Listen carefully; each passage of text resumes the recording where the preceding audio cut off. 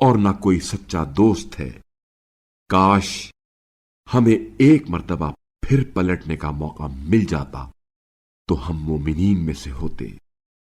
یقیناً اس میں ایک نشانی ہے، لیکن ان میں اکثر ایمان نہیں لاتے، اور یقیناً آپ صلی اللہ علیہ وآلہ وسلم کا پروردگار ہی غالب آنے والا، رحم کرنے والا ہے۔ نوح کی قوم نے بھی پیغمبروں کی تکذیب کی، جب ان کی برادری کے نوح نے ان سے کہا، کیا تم اپنا بچاؤ نہیں کرتے ہو؟